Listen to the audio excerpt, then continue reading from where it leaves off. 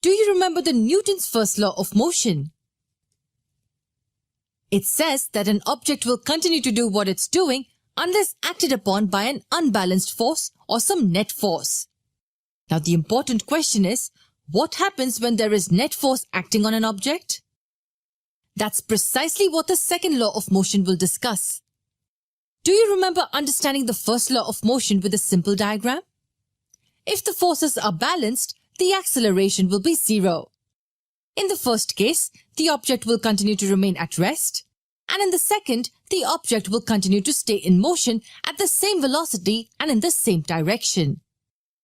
Don't forget, these two cases will remain true only if the forces are balanced, only if the net force is zero. Now let's try to create a similar diagram for the second case. If the forces are unbalanced, then there will be acceleration. We saw that in the previous video. And now we come to the interesting part. Let me ask you a question and I'm sure you can answer it. On which two factors do you think the acceleration will depend on? I want you to tax your brain a bit. Let me repeat my question. On which two factors do you think will the acceleration depend on? Okay, let's say there's an object on a table. You apply a net force of 10 units on it. And then you apply a net force of 20 units on it. In which case do you think the acceleration will be more? Of course, the one in which the force was more. So we can say that one of the things the acceleration depends on is net force. If it's more, then more will be the acceleration. If it's less, then lesser will be the acceleration. Acceleration depends directly on the net force.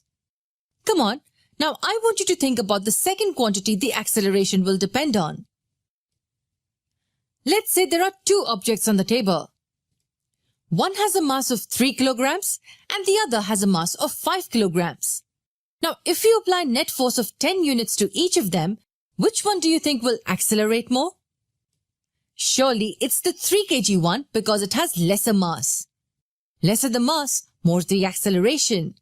And more the mass, lesser the acceleration. Hence we can say that acceleration depends inversely on the object's mass. If you understand this concept well, then understanding the second law of motion will be very easy. Mathematically, it can be written like this. In simple terms, the acceleration is directly proportional to the net force applied and inversely proportional to the mass of the object. That's the second law. Or as more people understand it, like this. The net force is the product of mass and acceleration. With this, can you tell me the units of force? That should be easy. The standard unit of mass is kilograms, and that of acceleration is meters per second squared. So the unit of force is kilograms times meters per second squared. And this is what we call as Newton. 1 Newton is 1 kilogram times meters per second squared.